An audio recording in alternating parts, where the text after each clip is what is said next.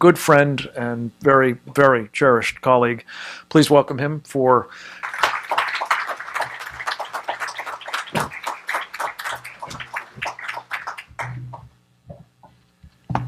Thank you. At 2:30 in the morning on November 9th, 2016, when the Associated Press designated Donald Trump as President-elect of the United States, this was for one reason.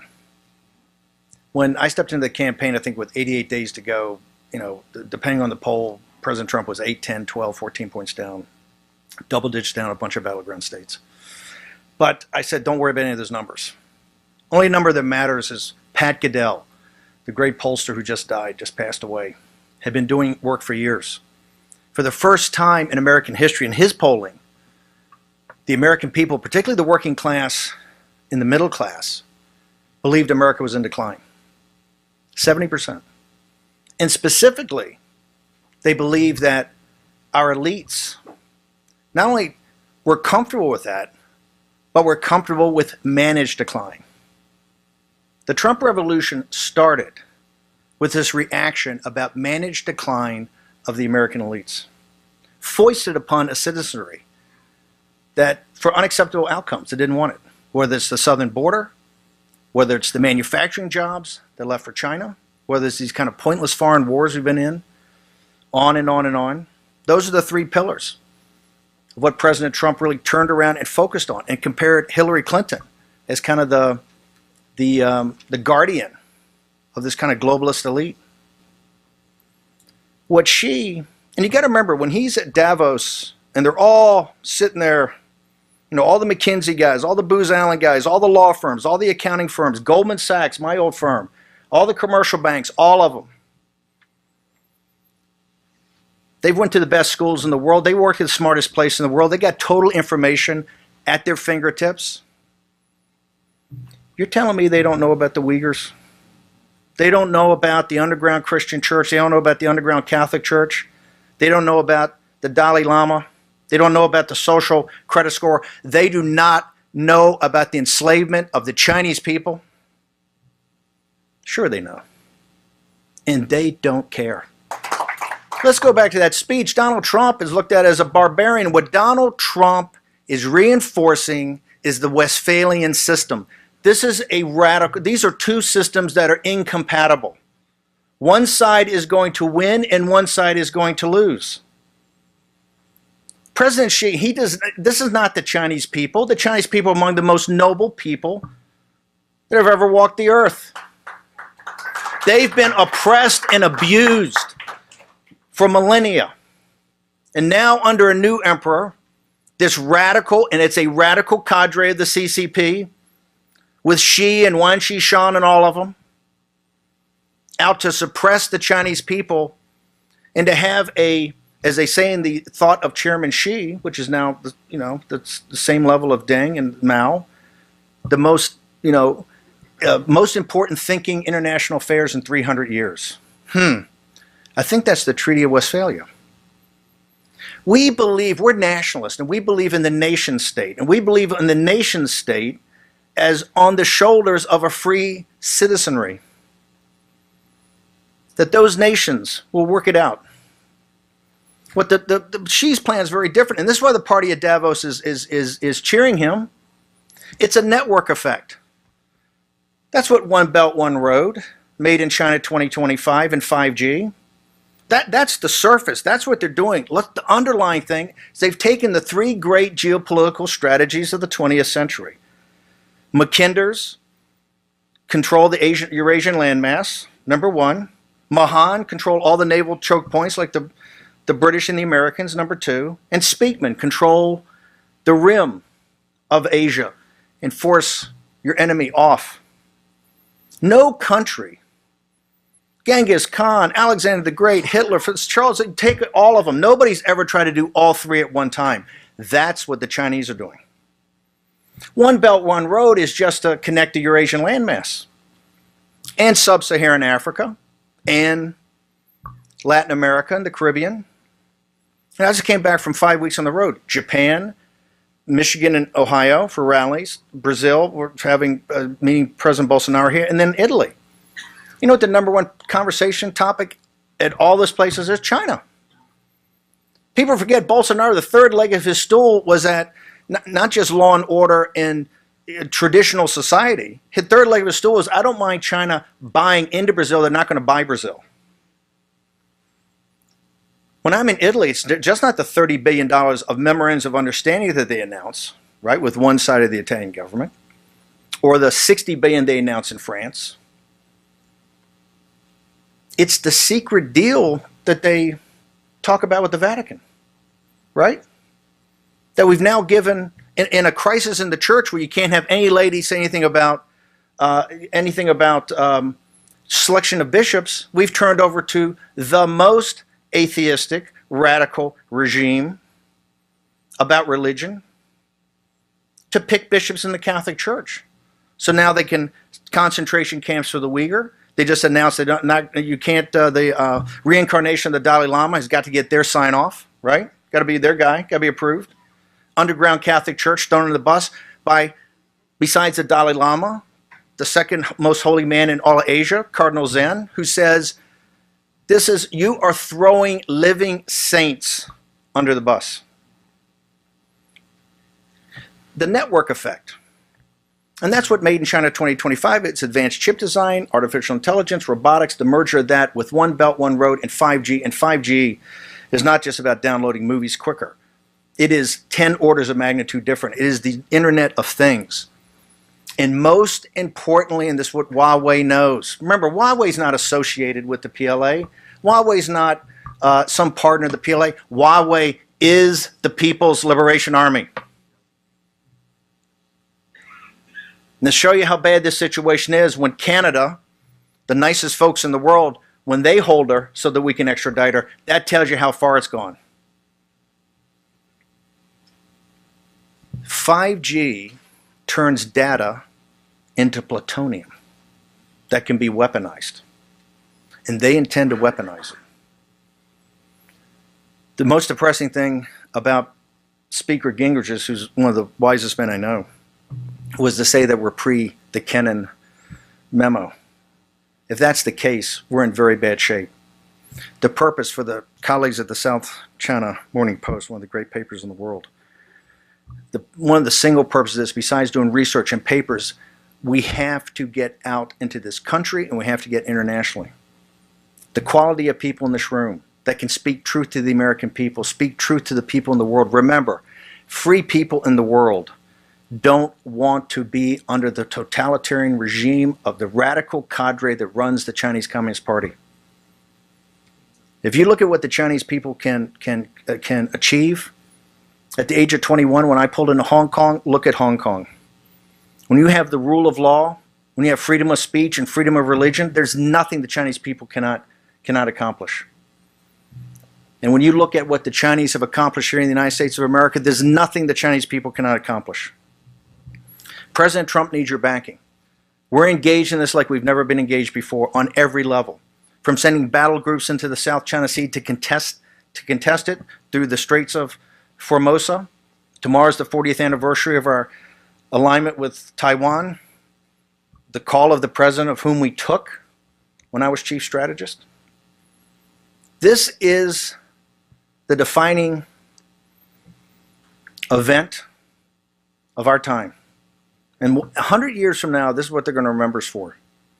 And what I will guarantee you, we're going to identify those members of the elite that sold us out and continue to sell out the American people and sell out the Chinese people. I'm honored to be part of this and honored to speak to you today. Thank you.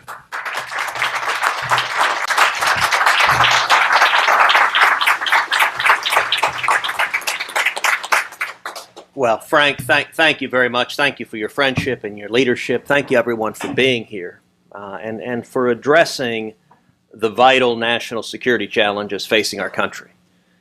China is, in my view, and the view of many, the greatest long-term geopolitical risk the United States faces.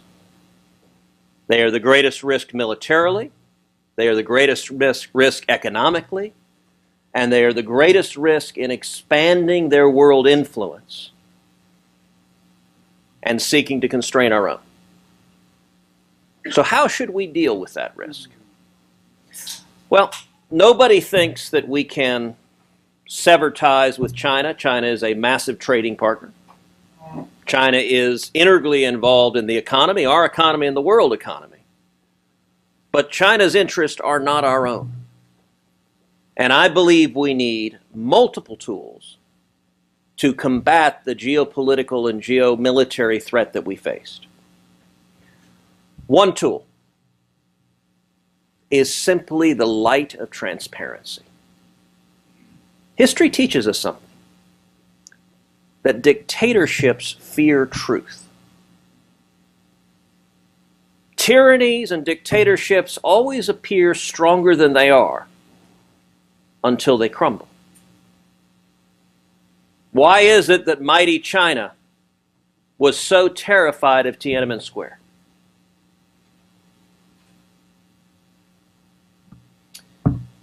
In my office, the Senate Russell Building, the dominant feature one sees when one walks in is an enormous painting of Ronald Reagan standing before the Brandenburg Gate.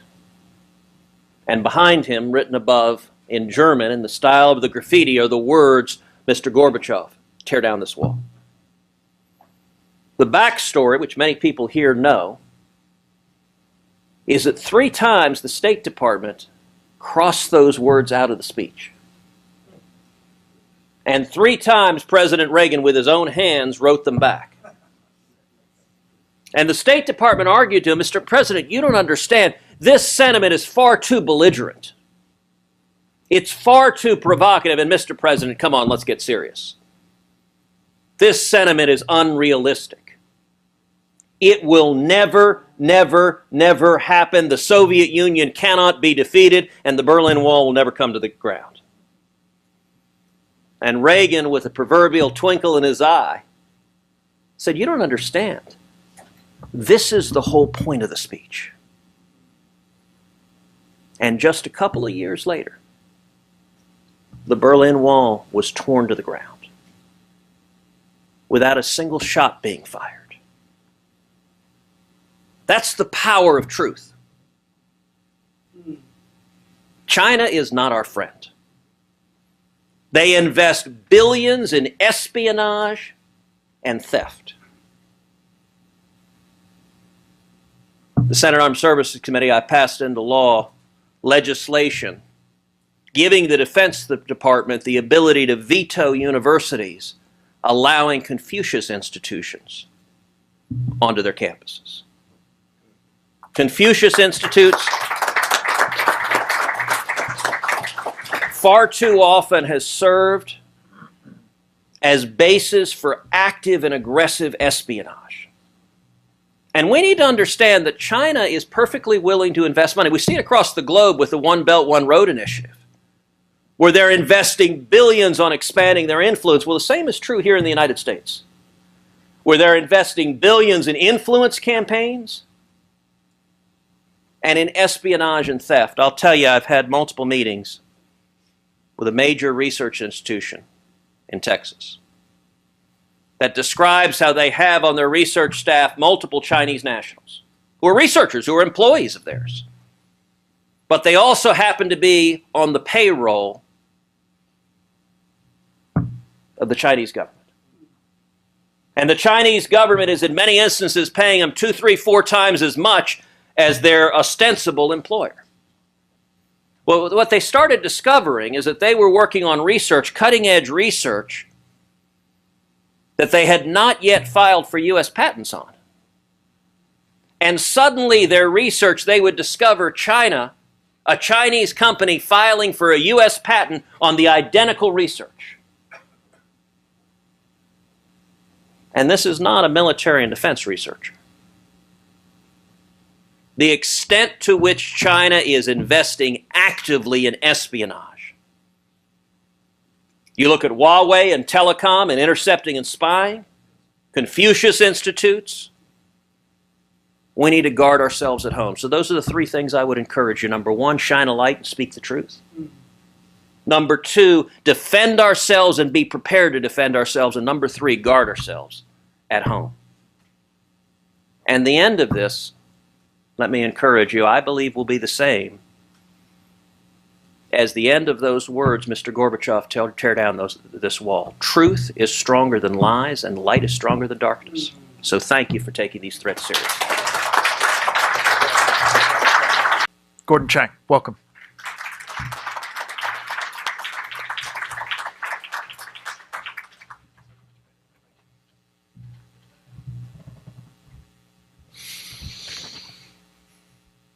The Committee on the Present Danger, China, is a critical element of the defense against the greatest threat to free societies everywhere. It is an honor for me to be here today. Thank you so much, Frank. Just about everything is on the line in our trade talks with China. This is where we determine our future, not just this decade, but in subsequent periods. Yes, it is that significant because we have an opportunity to not rescue Chinese communism. We've done that so many times in the past, starting with President Nixon. Actually, Nixon had a good reason to rescue China's communists because that was a low point for us in the Cold War. But we also saved China after the Tiananmen Square massacre in 1989. We shouldn't have done it then, and we shouldn't do it now. We shouldn't do it now because Xi Jinping, I think the greatest danger to us and to other societies, is at a weak point. He needs a lifeline. He needs a lifeline because his economy is weak.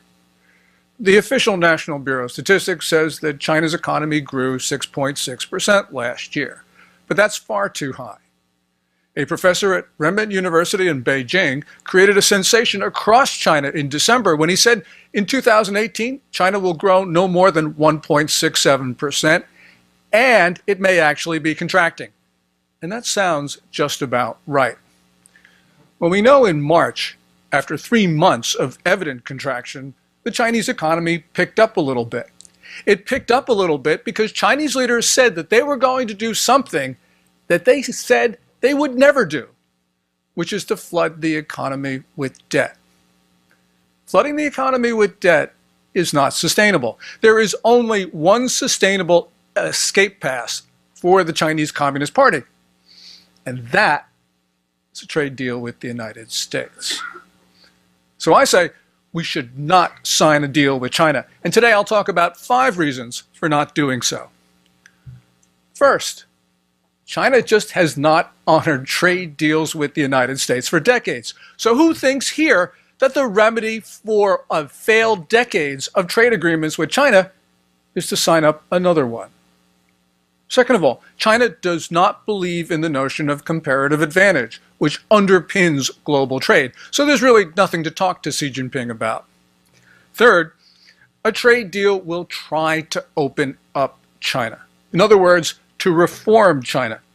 But even if it were in our interest to reform China, and that is not one of our goals, it is simply not possible to do that with Xi Jinping. Xi Jinping, for about a half-decade, has been reversing reform in China because he believes in a state economy. And that's clear because we know about his Made in China 2025 program. Xi Jinping simply does not share our goals when it comes to trade or anything else. And that means we can't accomplish anything with an agreement. Fourth, Xi Jinping just does not believe in the legitimacy of the Westphalian international system. For more than a decade, he's been dropping hints that China is the world's only sovereign state. In September 2017, his foreign minister said that Xi Jinping's thoughts on diplomacy make innovations on and transcend 300 years of Western international relations thinking. You take September 2017, you subtract 300 years, you get to the Treaty of Westphalia, which is the foundation of today's international system of competing sovereign states. So, my question is, what's the point of helping somebody who believes in these things, that China is the world's only ruler? Fifth, China is using the profits of our trade to expand its military, whose officers openly talk about and gleefully talk about killing Americans. Twice in December, senior officers of the People's Liberation Army openly advocated unprovoked attacks on the U.S. Navy in the global commons. In the second of those bellicose statements, on the 20th of that month, a Chinese rear admiral said that China should use its DF-21D missiles and its DF-26 missiles to kill 10,000 Americans by sinking 2 aircraft carriers. Now, these statements are not reflective of official thinking in Beijing, but they are reflective of what senior leaders of the People's Liberation Army want. So why should we help this rear admiral accomplish his goals? And remember, the Chinese have gone beyond just boasting about this in public. In May, we learned that the Chinese, from their military base in Djibouti, lasered our C-130, temporarily blinding 2 of the pilots. You blind the pilot of a plane, you intend to bring it down. If you intend to bring it down, you intend to kill the crew. We also know that this spring, that Beijing caused brain injuries to our diplomats in the consulate in Guangzhou. So we have to ask ourselves, why should we maintain trade or cordial relationships with a country that intends to harm us? So what should we do on trade? Well, I think that President Trump needs to undo the reprieve of the higher tariffs that he granted the Chinese in February. I think we need to increase the tariffs beyond those already scheduled rates. And I believe that we need to ban the importation into the United States of goods that have benefited from the theft of U.S. intellectual property. And we should also ban the importation of goods sold by companies that have stolen U.S. IP. We should do these things until Beijing stops stealing our intellectual property and stops committing trade violations. Now, not many people think that this will happen, but we've got to remember that we have leverage over the Chinese. We have a healthy economy, the Chinese do not. We have a larger economy than China's, and our economy in reality is growing faster than theirs. And we have an economy that is not dependent on trade. The overriding reality is that the Chinese are critically reliant on the U.S. market. Beijing statistics, which normally understates China's exports to the U.S. because they don't count transshipments through Hong Kong. They show that in 2018, China's merchandise trade surplus with the United States accounted for 91.9% of China's overall merchandise trade surplus. 91.9%. Now, most everyone believes that you can't separate the U.S. and the Chinese economies. And indeed, Chinese Premier Li Keqiang, in his March 15th once-a-year press conference, actually came out and said, it is not feasible or possible to separate China and the United States. Well, if the Chinese Premier said that, he's obviously worried about it. He is concerned about this discoupling of the two economies, this disengagement, because people understand that our tactics and our strategies in the past to try to engage China have just completely failed, and that we should try something new. Will disengagement hurt us? Yeah, of course it will. But people forget that we're already suffering a grievous wound. Each year, China steals U.S. intellectual property to the tune of hundreds of billions of dollars. Some people say as little as $150 billion. Some people say $600 billion. But the amount is a grievous wound to the United States. It is consequential. After all, we have an innovation-based economy, and if we cannot commercialize our innovation, we do not have an economy of the future, and we do not then have a society of the future. So yes, disengagement will hurt, but it is necessary. But we cannot expect that the remedy for decades of misguided U.S. trade policy is going to be without cost. We have to disengage. We have to disengage now. And for God's sakes, let's not save the Chinese economy and the Chinese political system again. Thank you. Frank gave me the high sign of 4 minutes, so Frank is serious about these things. Good afternoon. Thank you all for being here. Thank you also to Frank Gaffney for your leadership on this most important topic. Your energy, intellect, and commitment to the cause of our national defense is unparalleled. Thank you, Frank. In the 1970s era iteration of the Committee on the Present Danger existed, the Soviet Union had very few economic ties with the United States. In the case of the PRC, these ties are extensive. These economic ties have created a well-funded lobby made of Wall Street and their interests and Communist China that is quite motivated to make sure that things stay as they have been. This relationship has benefited the People's Republic of China. To them, we have transferred trillions of dollars of wealth through trade. As you'll hear, they have stolen and extracted some of our most important technology, and because of this relationship, they've become a first world military and economic power. This seems to be poorly understood, especially here in Washington. But I, for one, am encouraged that the threat is understood by President Trump. In his books and many speeches, he has been a consistent critic of China's grand strategic design. President Trump wrote 20 years ago, when he was but businessman Trump, he said, "We have to make it absolutely clear that we're willing to trade with China, but not to trade away our principles, and that under no circumstances will we keep our markets open to countries that steal from us. If that means losing some big contracts to the French or the Germans or whomever, so be it. American foreign policy needs to open the doors for American trade and not the other way around. Principles and national self-interest here speak with the same voice. There are some things," the President said, "that are more important than profits, and one of them is our own national security." End of quote. President Trump questioned early on whether the United States could genuinely benefit from such a relationship. He said of China, "It fears freedom because it knows its survival depends on oppression. It does not respect individuals' rights. It is still at heart a collectivist society.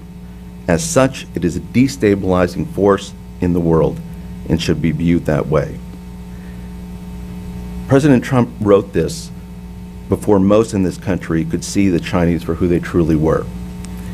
Our hope with this committee is to explain how China really is today, what they're doing in the world, and how they understand themselves. We believe that in discussing China, the facts will speak for themselves.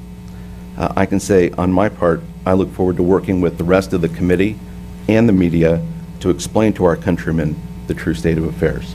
Thank you. I'm going to be speaking today about Chinese nuclear capability. That's seriously, no question about it, it's an existential threat to the United States, and it is increasing. On that, just about everyone agrees. The Chinese practice very extreme secrecy, concealment, and deception activities. You can read about this in various Pentagon reports, but overall, very few people really take that into consideration. What we do know about China, and literally most of what I'm going to be saying today is right out of the Pentagon reports. You can, generally speaking, actually find the same thing in the Asian press about 5 years before it appeared in the Defense Department report. But the DoD report has an important function of basically confirming things that really we've already know on China capability. China is attempting to conceal its actual strength from the United States. It does so on a routine basis in many ways. Anyone who tells you that they know exactly how many nuclear warheads China has is either an idiot or a liar. And you will see this many, many times, a precise number and in any number of reports that appear. That's just silly stuff. We have a range of estimates for current capabilities, from a few hundred nuclear weapons to a few thousand. My personal view is the low estimates are probably low by a factor of several fold. And China is clearly not only expanding its capabilities, but it's doing so in a way that is very reminiscent of Putin's Russia. You have multiple new systems in every category: ICBMs, SLBMs, bombers, and cruise missiles that are either nuclear armed, in other words, nuclear only, or nuclear capable.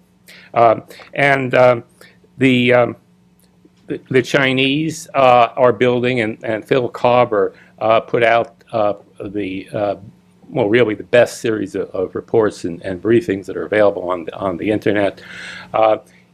Largely a team composed of graduate students in his class was able to put together an amazing amount of information on this. Previous to that report, in the Washington Post wrote it up.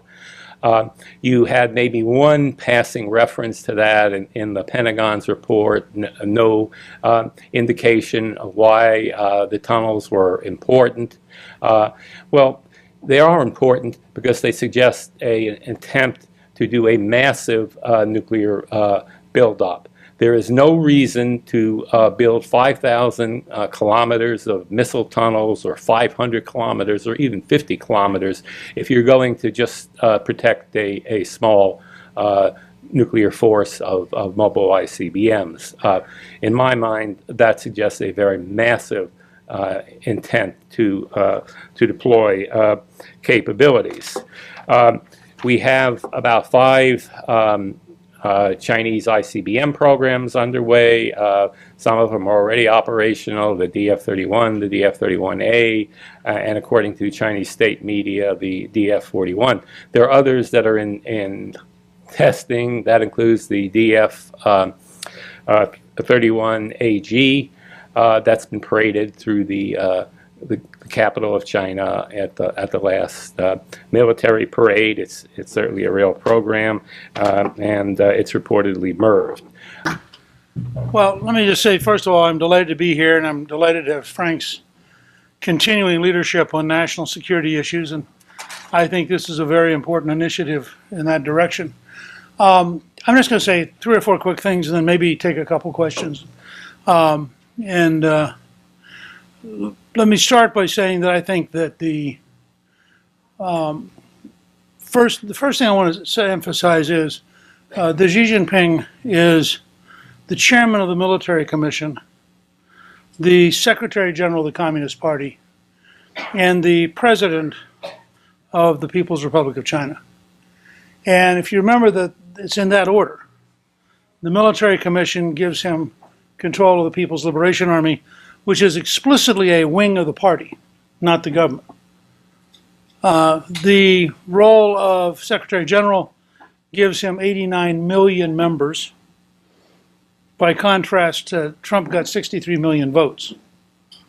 So he has a cadre across the whole country of 89 million people.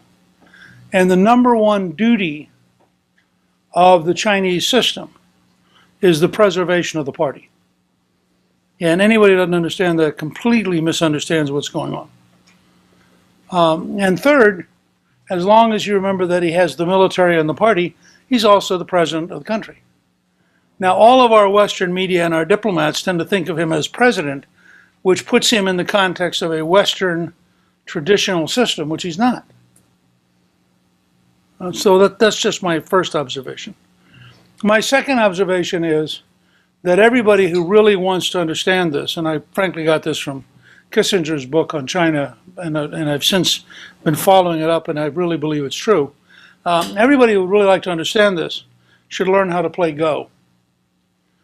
The difference between Go and chess is so radical, and Go is so much more reflective of Chinese styles of warfare, and so much reflects the period of the Warring States and the period before that.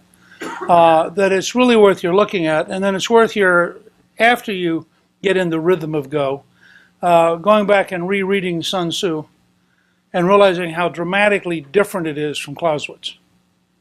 The Western world with chess basically has an offensive system of taking pieces, and our military, for example, tends to think very heavily in kinetic terms of fighting battles and winning wars.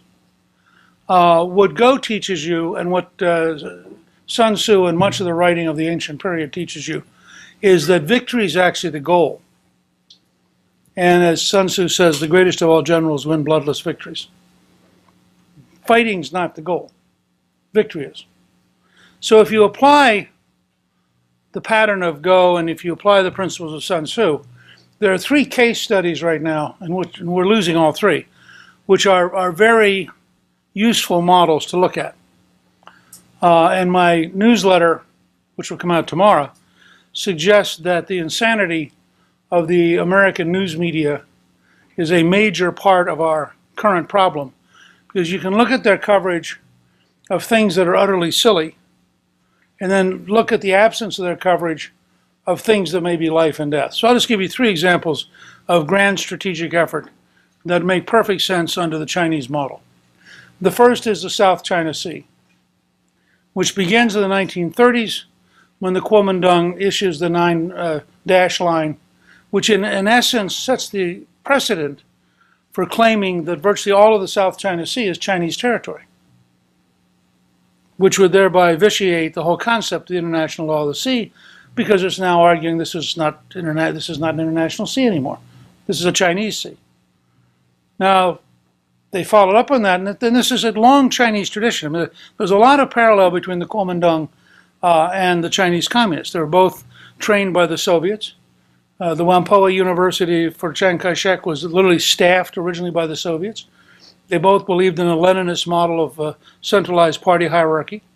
And so in a lot of ways, beyond fighting a civil war, they were actually the same gang fighting a civil war because they wanted power. But they were not nearly as different as our news coverage would have had you believe. In that setting, the Chinese came in and said, you know, we're going to build a few islands, but they're all peaceful. Oh, and we may put airfields on them, but they'll be peaceful. Oh, and we might put a port there, but it'll be peaceful. Oh, well, we have to put in some anti-aircraft systems because we don't trust you. But they're peaceful anti-aircraft systems. And we may bring an occasional ship in to prove that we can take care of ourselves, but that's because of you. After all, you should be over in San Diego or somewhere, but you insist on being over here. And so what they've done is they've gradually begun to establish facts, all of which are invidious to our interest. Second example, the entire Bridge and Road Initiative. As many of you know, my wife is currently the ambassador to the Vatican. So we get to live in Rome. And it's a brutal assignment, but as a citizen, I'm prepared to help. I'm trying to be supportive of Callista in serving the country. But recently, Xi Jinping came to Italy and signed a contract to run Genoa, which is the largest port in Italy, and a contract to run Trieste, which is the port which opens up the space to go to Austria and southern Germany. Now, in the Cold War, if the Soviets had opened up 2 ports in Italy, we would all have understood this was catastrophic. Now you can't even get it covered because we have some guy in Chicago who pays people to beat him up so he can claim that it's an anti-Trump event. And we have in the article I did tomorrow, the number of minutes the news media devoted to this insanity was unbelievable. But it fits the infantile nature of the current news media. So people don't even realize in this country that what you're watching is a gradual rolling offensive of enormous sophistication. They also, by the way, have a contract to run the port of Piraeus in Greece. So and the reason Trieste matters is it takes 1 week off of delivering Chinese freight to South Germany. So you're watching a revolution in strategic economic capabilities and a revolution in geographic location of power. And all of it's being done while we sleepwalk. The third example, which I've been deeply involved in, is 5G and Huawei. We are literally crazy in dealing with this. 5G matters because, as Samsung has a great sign that says 5G, 5th generation, is to 4G as a computer is to a typewriter. It takes 6 to 7 minutes to download a movie in 4G. It takes 3 seconds in 5G. It is the key to rural America getting broadband. It makes possible everything from autonomous vehicles to distance surgery. It will be central to the battlefield of the future. Our companies are so out of sync. I mean, take AT&T, which is currently lying about this whole thing. And the reason they're lying is simple. They took $85 billion and they bought Time Warner. For $85 billion, they could have leapfrogged Huawei and we'd be the dominant internet country in the world. But now that they're the most indebted American corporation, they can't afford to go to 5G. And they're desperate that nobody else go to 5G. And for the last 4 months, I've been in a knockdown, drag-out fight in the White House and in the Defense Department. To go to 5G in America, you have to have an amount of capability from the Defense Department. There's no other place that has enough. And we have bureaucrats in the Defense Department who for the last 4 months have dug their heels in. And so what you get is the domestic companies will tell you, well, we're not doing badly here. Well, first of all, we blocked Huawei from being here. But they missed the whole point. Huawei's now in 60 or 70 countries. Now, how are you going to operate worldwide if virtually every country in the world has a Chinese internet system?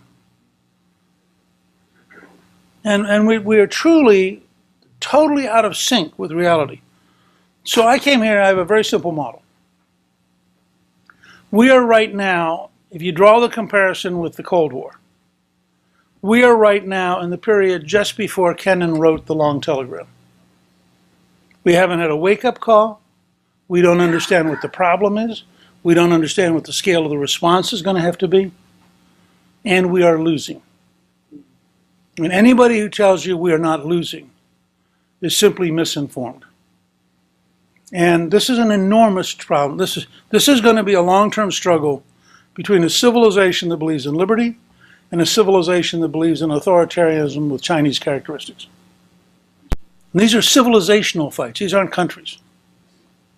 And we currently have no political basis for thinking through and understanding what we're doing. So that's what I'm up to. That's why I wanted to go out of the way and come by for a little bit. Thank you, Newt. Can I give you 10 minutes?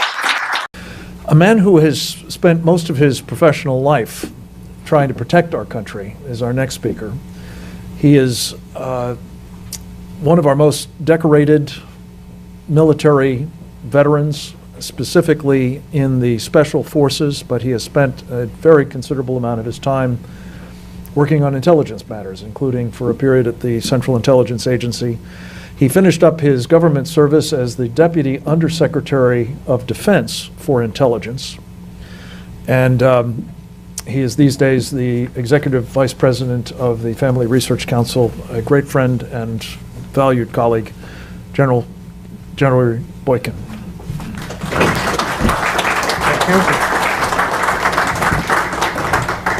Thanks, Frank.